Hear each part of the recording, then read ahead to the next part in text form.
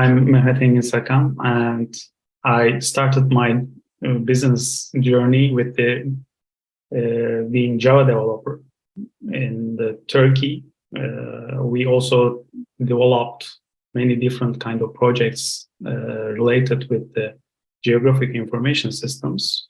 But then I figured out that breaking things or find the bugs and fix them, it's much more funny than develop something. Then I shifted to this area, and I started as a test automation engineer in Siemens. Spent 7 years there. I had a chance to work with native language process, got a patent related with it for the industrial switches, wrote a paper related to test cases. Then I had an opportunity in Netherlands, and right now I'm living in Netherlands working for a company called Worldline, doing the e-payment system and different kind of payment system. They just bought Ingenico. And also, I really like to work and teach and learn at the same time. That's why I like to have the workshops, doing the LinkedIn and Meetup meetings. That's why I'm really glad to have a workshop here. Thank you again for Barış. I started my journey as I took ISTQB Foundation certificate program with him. So thank you. It's really nice that at least I am a little bit close to his. Thank you so much. Thank you, Engin. Yeah, thank you. Yeah, it was very time flies really. Yeah, I remember you also. We are also following you in a professional way. We appreciate what you do as a professional tester. So you are here and on the stage, and we are proud of you, of course. And thank you. And your subject is very interesting, and I am curious to hear about that. For the people who are here, who are in this room, if you want to integrate into the session, you are welcome by opening your cams or asking questions. If you can use the chat or raise your hand, and we will respond to that. And wish you a very nice session. So stage is yours, and I am here on the backstage. Okay, then. Yeah. Hi all again, and I hope you had a wonderful sessions today, and I hope you will enjoy this one also.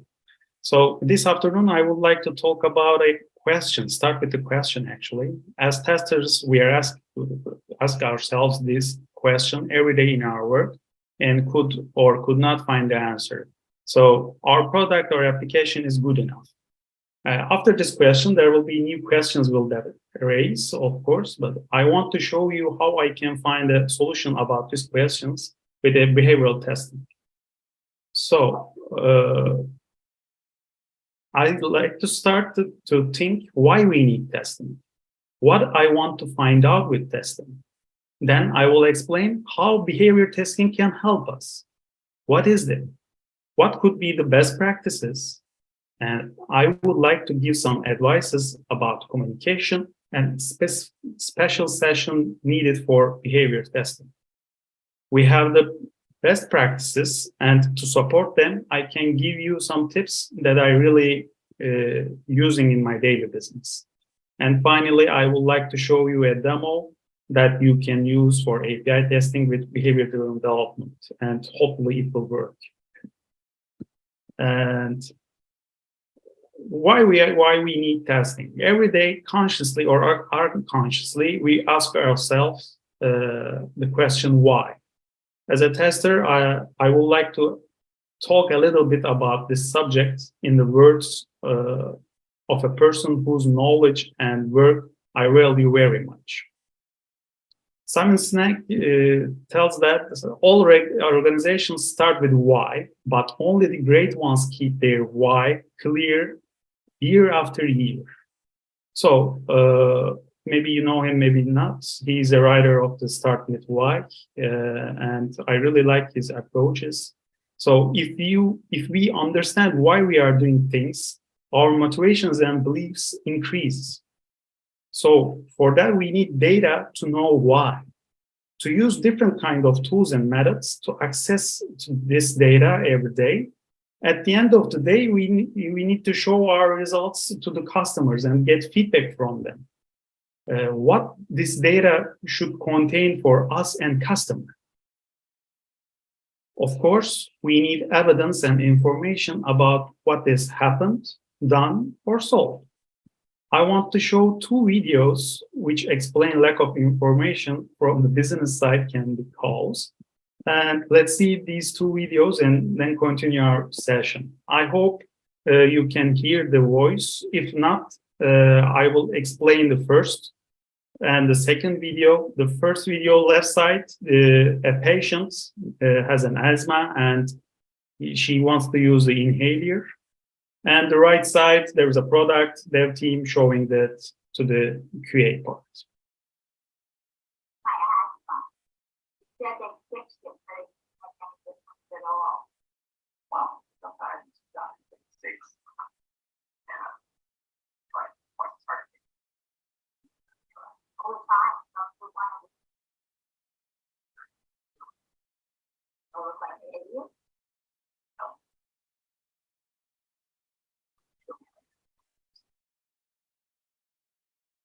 Can you make it higher, the volume, Engin? I'm trying, but I'm not allowed. Nobody heard it, or? Just very little, yeah. Oh, sorry. I cannot open that. You can explain it if you want. Yeah, so as you see, she said that, okay, I have asthma, I'm using inhaler, but it's not fixing my problem. So the doctor tells her that, okay, show me how you're using it. And she's doing that as a result like this, not to put it in the mouth and getting it.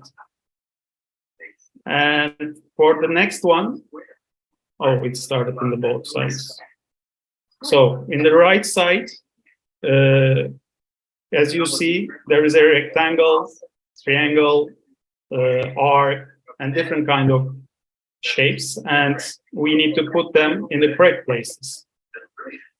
But as you see, everything can go in that square hole. So you see a block that would fit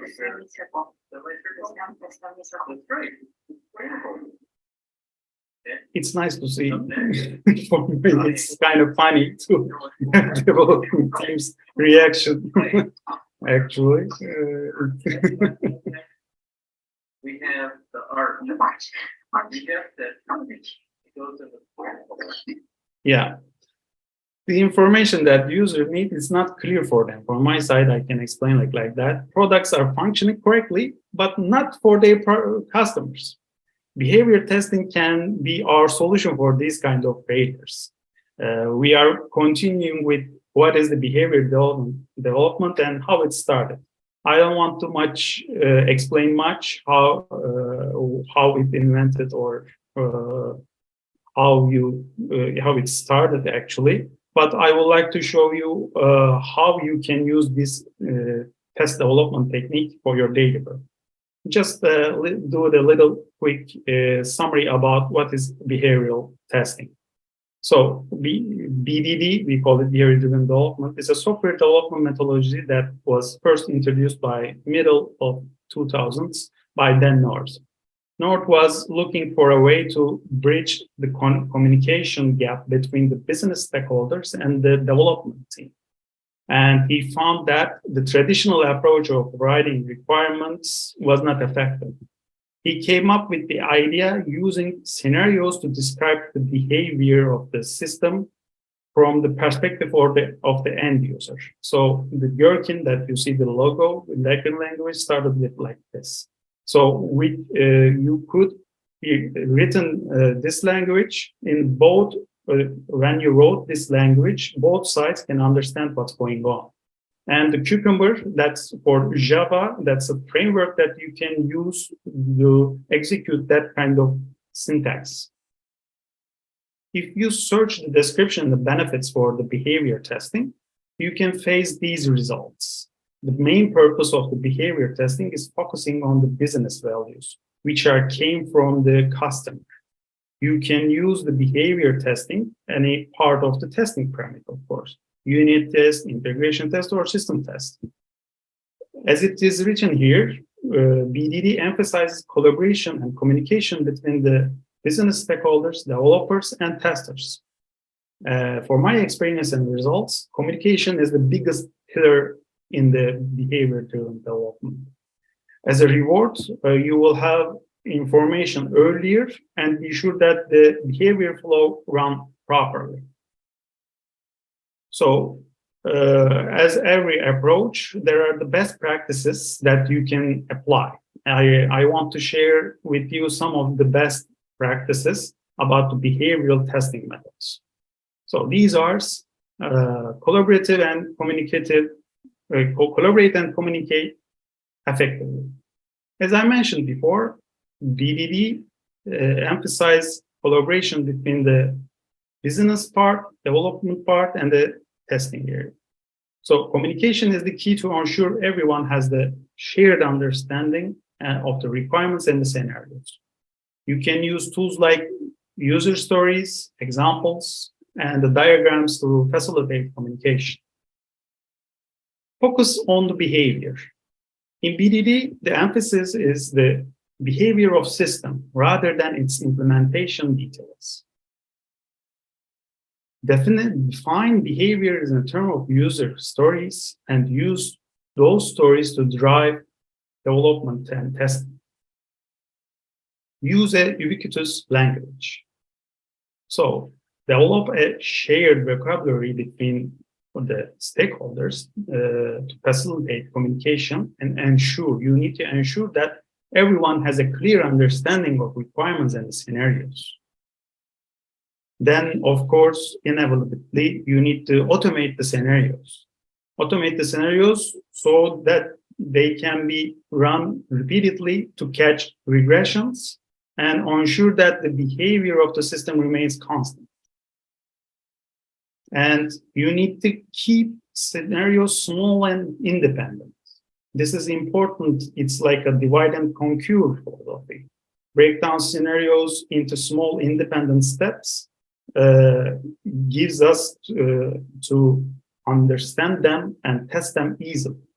This makes it easier also to pinpoint the root cause of any issues and arise them. Then prioritize scenarios based on risk. It's also really important that prioritizing the scenarios based on their impact on the business and the likelihood of occurrence. This ensures that the most critical scenarios are tested first, and that the team is focused on the most important aspect of the system.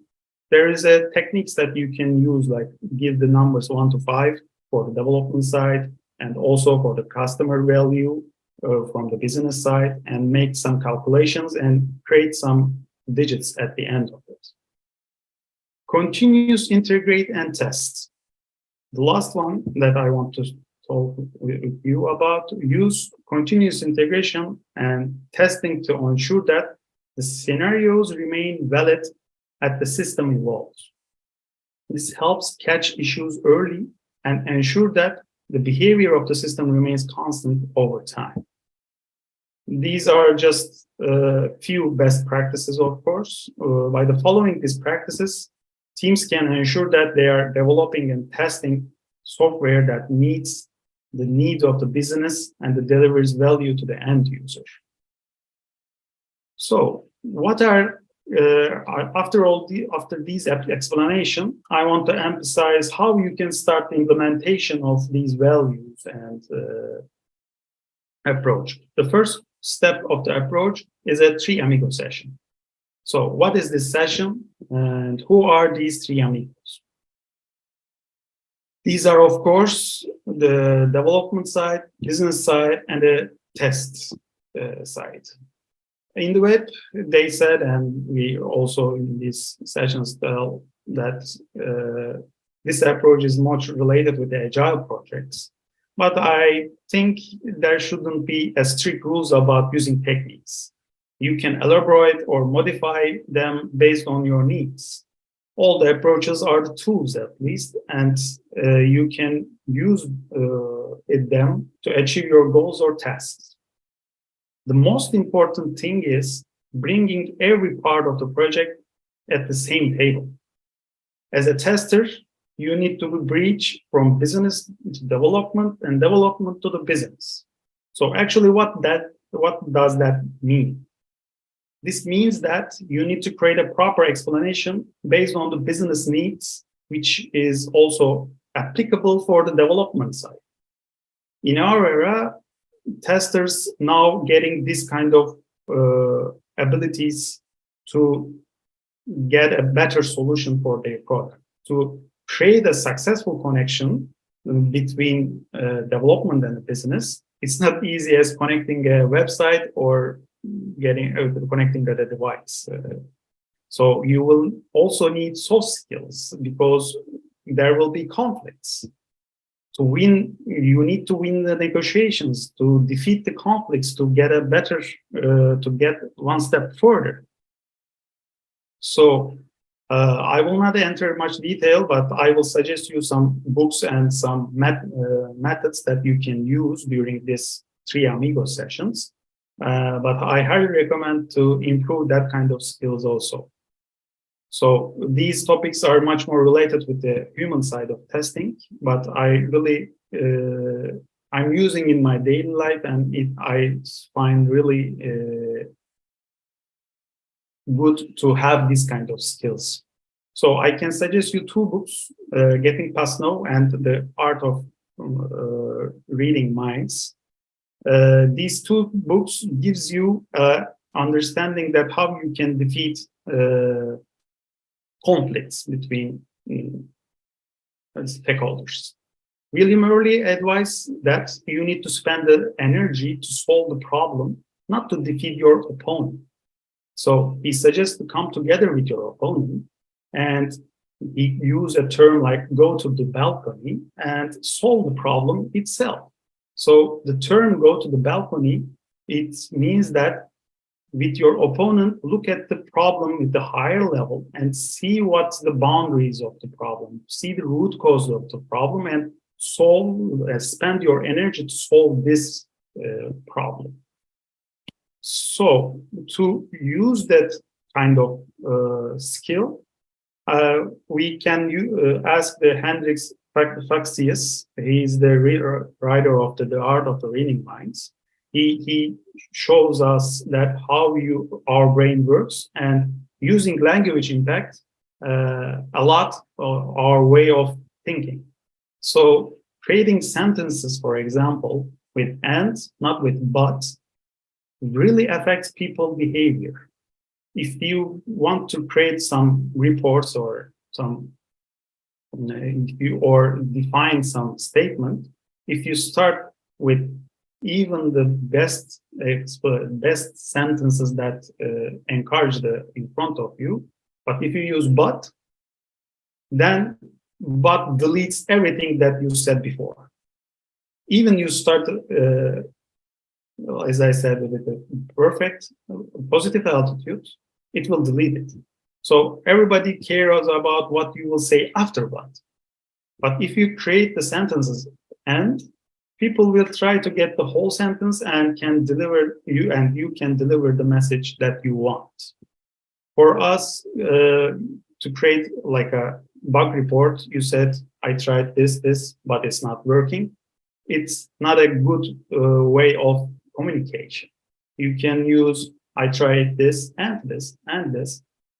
At the end, I need your support to get the necessary information from our system. And another aspect is our products must be proper, and they could be perfect. So sometimes perfection can be cause the problem itself also. So improvements are always needed, of course, and we need to define these with the stakeholders and the customers. So we can create an application with zero failures and the customer could not happy at the same time. That could happen. But if our product is proper, it will help you to show what is needed.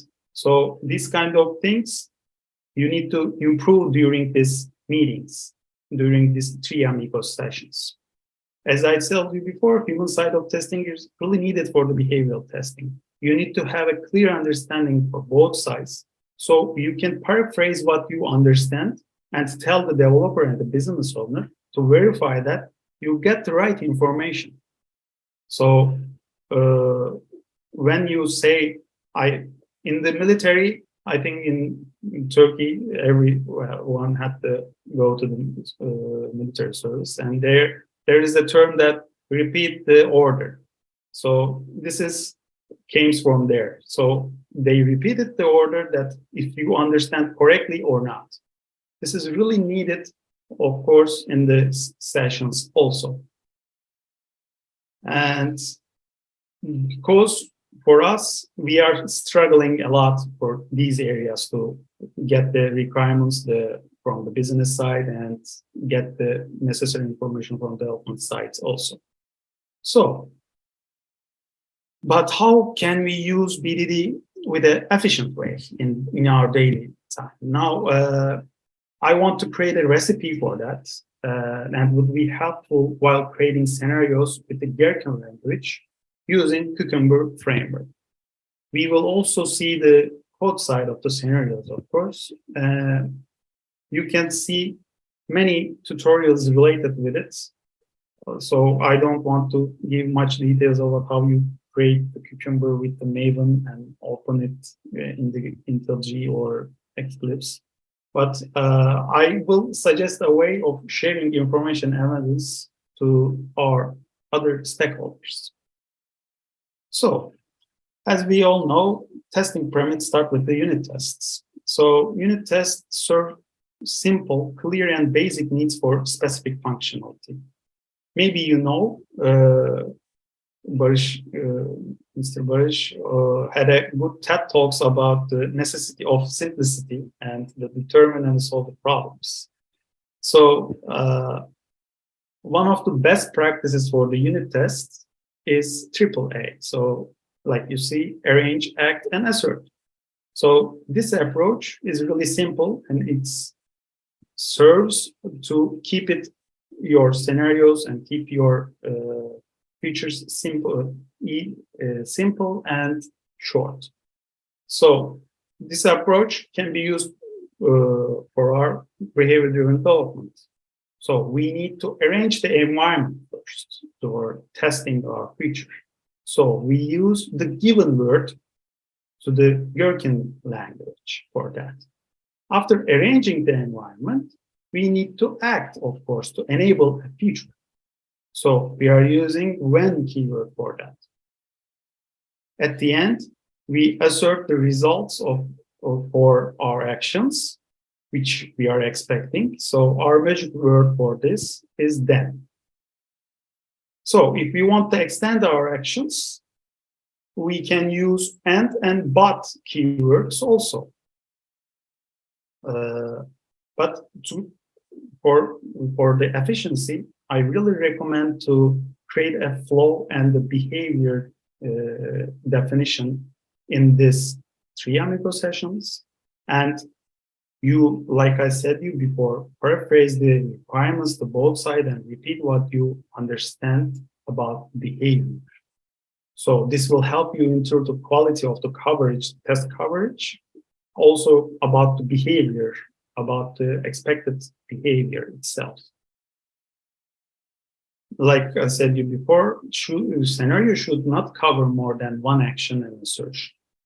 And feature file should contain all actions with related scenarios. So if there is a product page or a product that you want to show the customer, all the actions will be one scenario. For all actions, you will have the scenarios, but all of them should be in the same feature file. It will help you to cluster them in proper way. So I want to show you also bad, good, what will be the best Gherkin language that you can use to show the business side and the development side also. So as you see the color, it's red. So that will be the bad implementation of the Gherkin language. So I used this at the end. I will show the code also, and I will try to run the demo. But I wanted to use one public API service to demonstration, and so I used the pet store API, which I could cover with it with the create, read, update, delete operations, truth operations they call it. But for the authentication, this API is not a good choice because it's not working properly. But I will show again also my implementation, at least how we can put the authentication in the proper area. Let's look our bad scenario example. So this scenario is not much giving details about the data that we can use. So it's containing many behaviors in one scenario also. I mean, we want to, before, as a tester, we want to check boundaries, negative and null input results of the application. But here, it's not defined enough. So I'm using Fluffy, I'm using top, but where? Which area that I'm using? So actually, we just have a path which we are adding to our store, and we are confirming it, then we are deleting it. So we are doing all these actions in one scenario. So let's see what we can do better for this flow. So this is the better solution. So as you can see now, we have our data properly. Each scenario has one action and only one environment. We also included right now the authentication for each scenario. We used background keyword here. Background keyword is used for defining a definition that Cucumber will run that definition at the beginning of each scenario. So if you use some explanation in the background, that background starts, then scenario goes, and for the second scenario, the background comes again, and scenario goes. So let's see what can be problem for us for this scenario. Business sites could not understand the API response codes. Even the customer had a problem with that. So as you can see, then the response code, the status code should be 200. It's not much understandable for the other stakeholders, for the business side at least.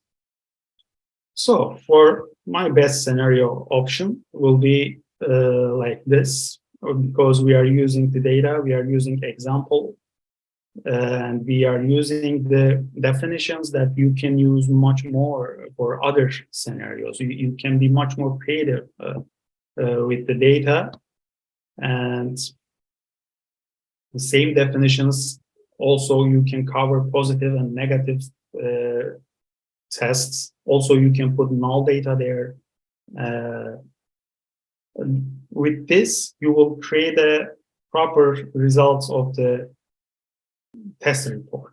And if you want to use, like, I recommend, of course, to use that kind of plugins. In Jira, for example, they have Cypher or X-Ray that you can put that kind of scenarios there, and even the business site can run, or even they don't want to run it, they see that, okay, this feature is tested and it's green and it's working properly.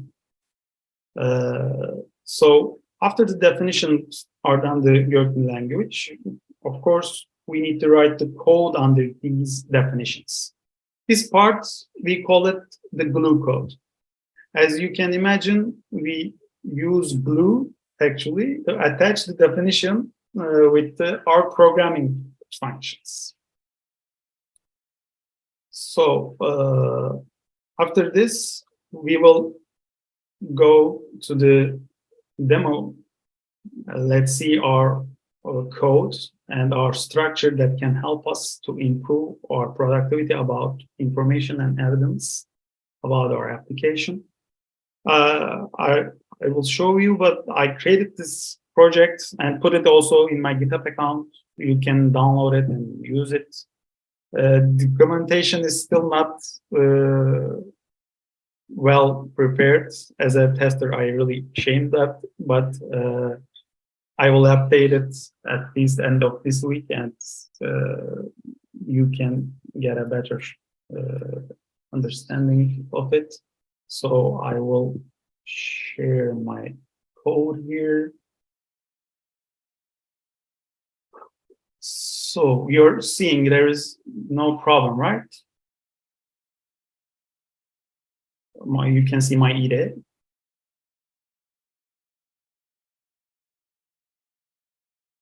Okay, I think it's okay. So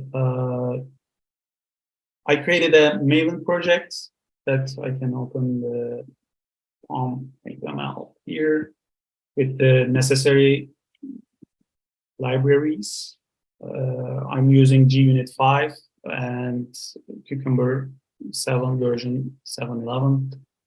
And then this is our feature file that I created, that like I explained, with the best solution to create the scenario outline, which means that use these examples, each line, to execute your definitions one by one. Like you see, I'm adding a pad, updating a pad, and deleting the pad from the store. So when we go to the backend side, or actually what's behind these definitions, we have a Cucumber test runner. With the GUnit 5, you have to use these kind of annotations. Previously, you're just creating a little JSON object that sent the Cucumber annotation. Right now, we are using some kind of annotations with the GUnit 5. This Cucumber test is the runner of the step definitions that we're calling, the codes that we wrote about each definition. So I have an authentication application. So for the application, as you see, as I told you, background. So given a given statement, I have an authentication for application. For each action, I could have we need an authentication to get inside the system. But it will not work. It's not working properly for pet store, but I already put it there and I will explain it to you. So here, when you go here, I'm creating a user. You can use like private fields, but mostly I'm putting them in the property files, or even we are using Vault application that it's more secure, more legit, because we are working in the payments industry and security is much more important for us. So for each REST request, because we are using API testing, we are creating a handler for that. So what that handler do, I can show you with the REST request handler. I'm using REST Assured framework, which is really easy to use, easy to create REST requests. And with the option I'm using just one option to get to everything like post, get, put, delete. There is very variety of the request that you can do. For example, we just maybe need only URL itself, but with the token. So I'm getting a token with the authentication handler, but first I need to post or get something. Also, I am using a parameter part because queries sometimes need parameters. So overloading the method will effective for you to use this class as a library. So what we first do, we have to authenticate ourselves. So we need to send the authentication, and for the authentication we need a username and password. So as you see, I can use with the properties. I put it there also as an example. So I'm using a password and username as a parameters, map them, put them in our get request, and at the end, with the options that I can use with this response option, I am getting the necessary information from the system itself. After I got the authentication, I'm getting the response like this, get the registration response, I call it. So with the body, in the body, there is a field, for example, GWT, they are using that kind of things. Maybe you can have a token itself. I will show it to you. I already run it here. I will run it again. At least with the posting, creating the user, after the user, you see the message, logged in user session. You have that. It's not like a API token, but that's what I can take as a token for an example. So I got it by getting it with the username and password.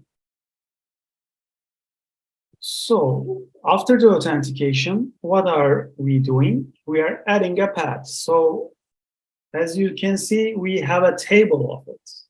I need an ID, name, type, status for that. So how I can go to see? I need to go to the path handler. Why? Because as I told you, it's like creating a Selenium project. You have a login page, product page, cart page. Each page has their own actions. So for here also, I'm having like a path handler because path related actions, I need to put it everything in one place that it help us to improve it.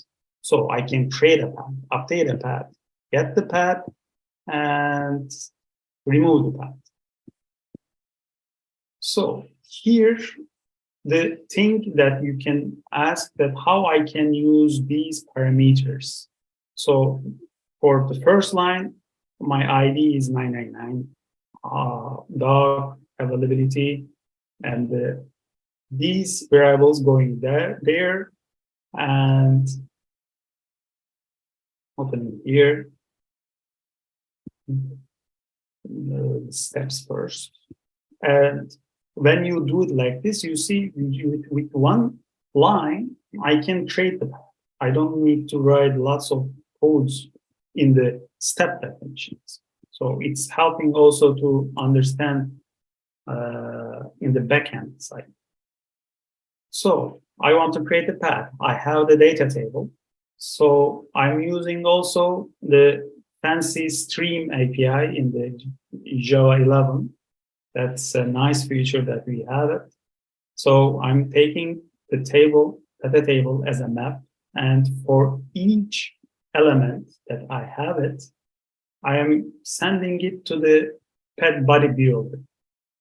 So pet bodybuilder get the data, and right now, again with the map data, I'm getting each of them and checking them with the switch case. Okay, if it's ID, if it's name, if it's type, if by status or update status, you need to create your pet object. So to go to there, what's pet object? We are modeling it. Maybe I can explain that also. So to create a pet payload like this, like a JSON object, we are using Lombok. Lombok is creating the data and the builder that how you want it. So to create that, you're giving the necessary objects or primitive data here and create it with, like I called that before here. So there's a builder, and in the builder, I have an ID, pet ID, and I want to put it in that builder. At the end of it, I have a proper pet builder, or a pet object that I can send to REST request. With that post, I will add my pet there. Then where is the other step? Then I need to retrieve that from the system itself. So that should be there. That response should be there as I wanted. So here you can do, if the system is created like that, if you send something and directly get the response, you can get the response there. Or with the best ways, of course, when you send something, it should be a GET request, and you need to get that response. That's the much valuable data for me to check that, okay, we are getting information from the system, not just the answer itself.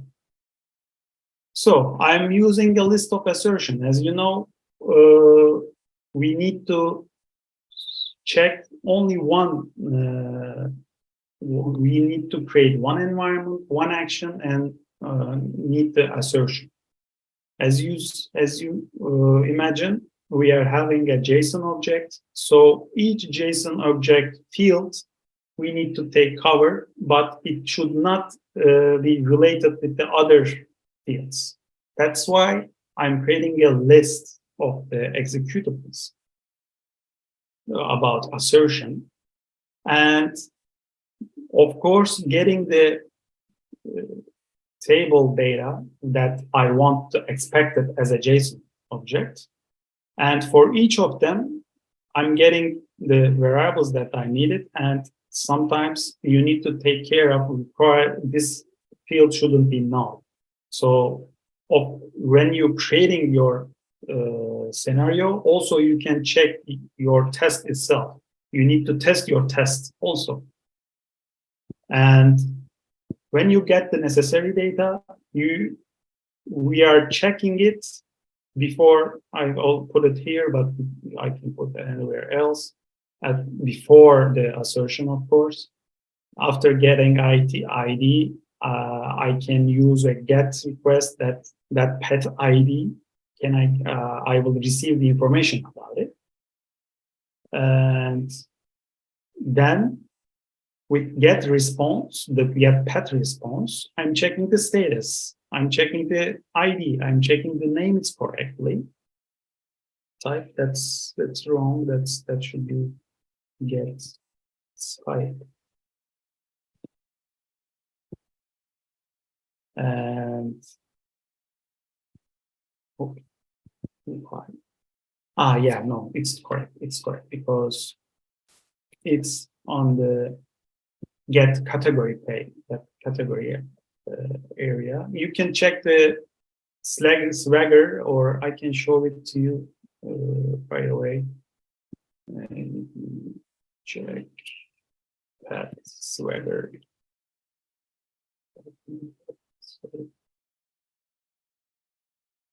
That's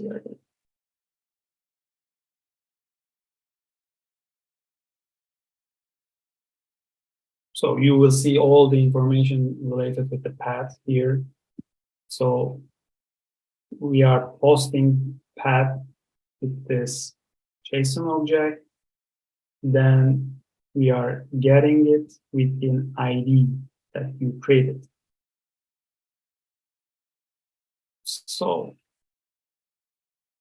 and after this assertion, we are checking, we are asserting all of them is passed or not, and we are saying that, or okay, there were a mismatch from the fields. This is the assert that the value is wrong and or correct. So we did it for the added the path. We also updated a path. So for updated a path, we need to have a path first. So because as I told you, one environment, one action, one assertion.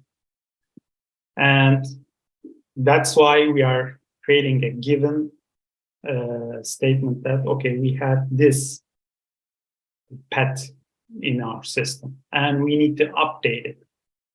For updated, it's the first status is available and updated status is pending. Also for vice versa check and also changing in type. You can play with the data as much as you want because this approach allows you to do it. And also the same scenario applies for the delete the path that you added, but first you're adding it, then removing it, and there should be a problem there because in the system, if it's not founded, it will throw 404 to you, but you can check that behavior, that error behavior also. Here you see I'm expecting a exception from the method that I call HTTP response exception because it's in the REST assured. If you get a 404 or 400 things, this creates exceptions and you cannot get proper information for that. So you can add more stuff, of course, to check if the assertion. That's why I always implement this.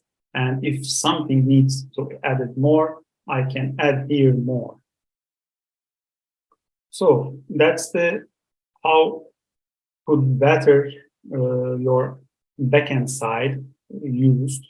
I'm using like an interface that each object that I created as a JSON become as a JSON, like a JSON. I also parsing it, the responses to get the proper information from them. I put the generic part because you will need to have properties.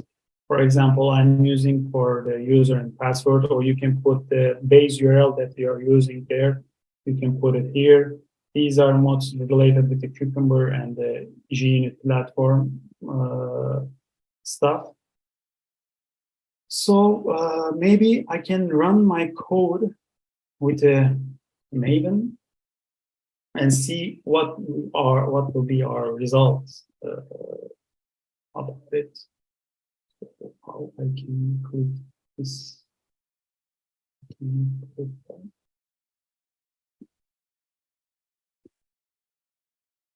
Yeah.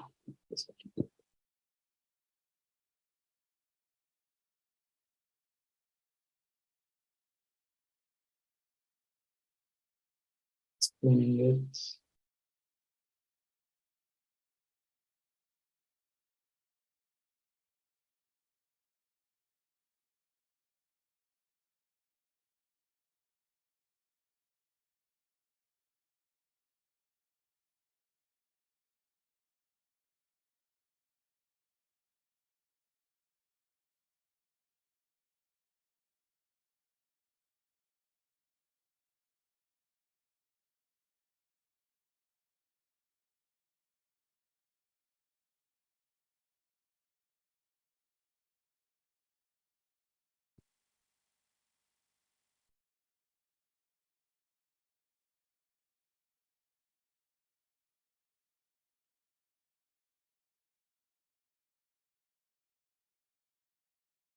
Yeah, it succeeded. So you have some options that you can see the results.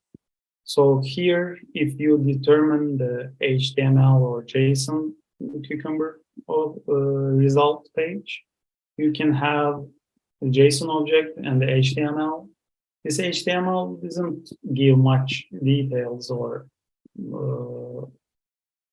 how I can say it gives only its passive fail or gives some exception information related to it. So my computer is getting slower. I don't know why, but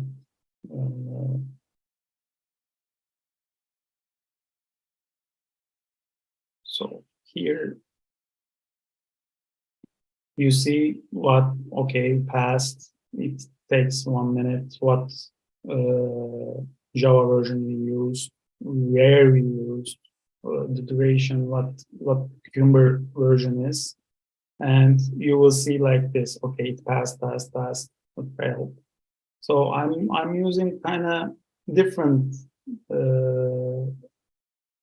results, but it's not generated.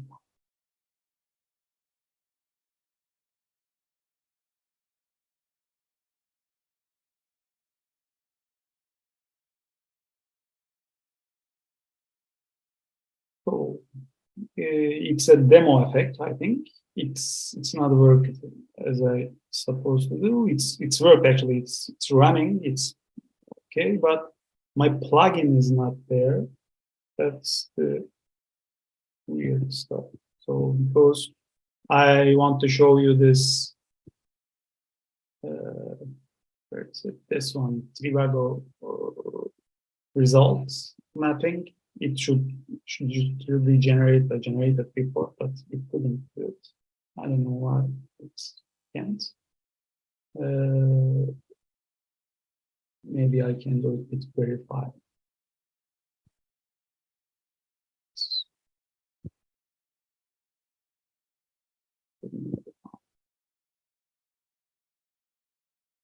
Yeah, the previous is just I built mail and build. That's why it's not generated. Now it will generate. But at least I will show you that the sustainability is okay for every time we are getting the proper answers for the system.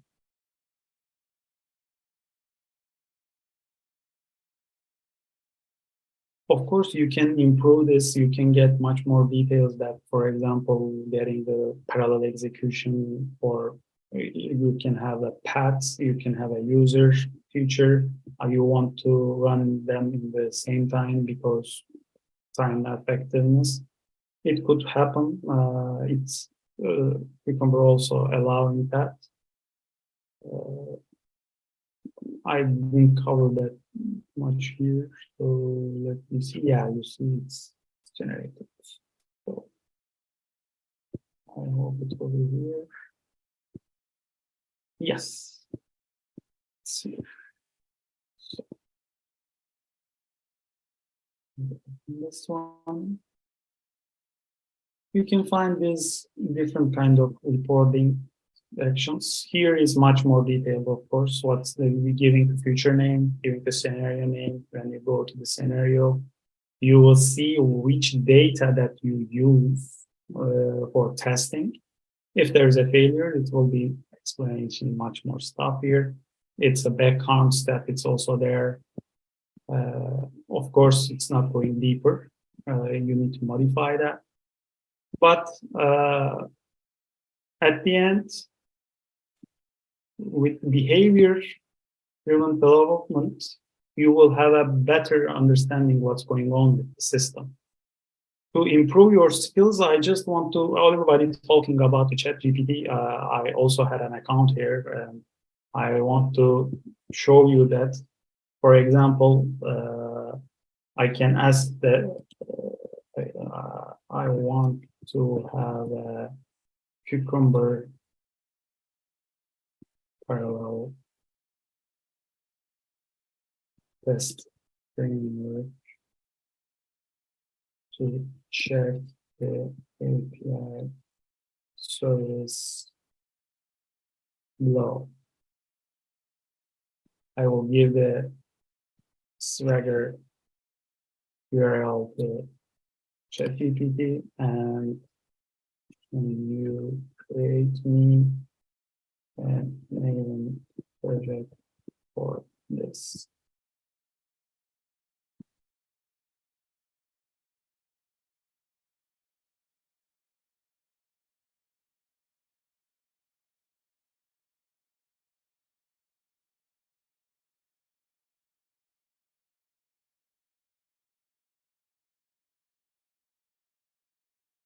You see, at least you can use the compute power of the ChatGPT to just not to copy the dependencies from the one place, the Maven repository to other, or what should be used for this kind of projects.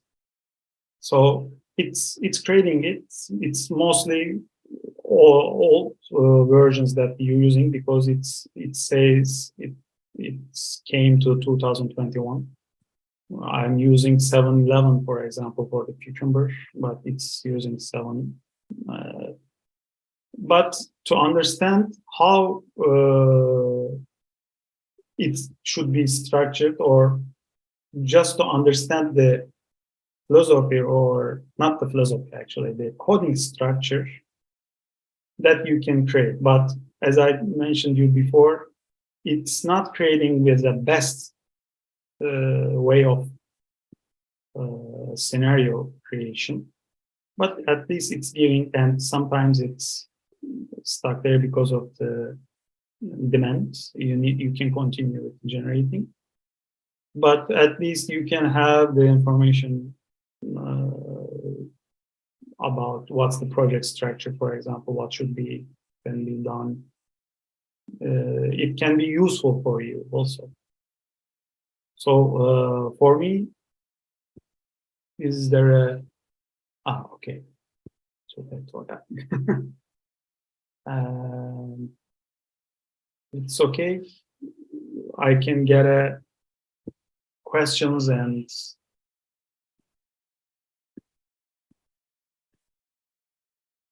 give you my personal account for the GitLab, LinkedIn, and the GitHub account. Maybe I can show the GitHub account also. I mean, that's here that you can find with the testing, behavioral testing, that you can find the test code that I give to you.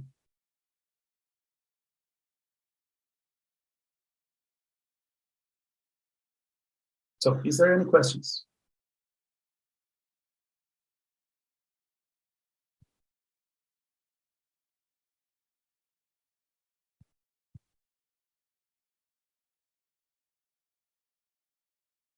Yeah, Ataberk asked that I'm using if I'm using my using ChatGPT for my work. Yeah, the problem is ChatGPT, maybe you know, it's open source. So when you try to use it, you should be careful about in daily life, because Samsung had a really big problem with it. It's allowed that then some critical information just exposed. For our sites, it's not allowed to use actually. But my daily work, I'm using a lot. There is also plugin called just for the code that you want to solve the problem as a code. They call it Beetle, I think. Beetle for IntelliJ. Yeah. Free AI assistance for development. IntelliJ gives that opportunity to you to have. It's in the marketplace. You can get it. It's free actually, and so you can paste your error messages or code there. Just not to go to the Stack Overflow or other place that you can find solution easily. Here that you can use just like in the right sidebar, it's open it, and you can see what's going, what will be the result. It's using ChatGPT for find it.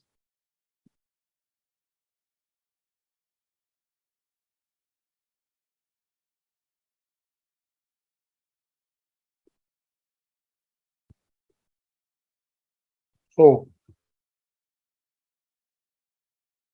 Engin, Yeah. thank you so much for the session. It was a really practical one.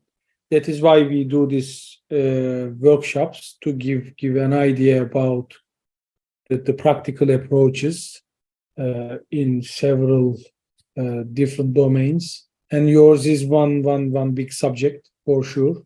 Yeah. My question about BDD to you. Okay. Technically, it is good. Technically, it is feasible. So I guess you use it for test automation. Am I right?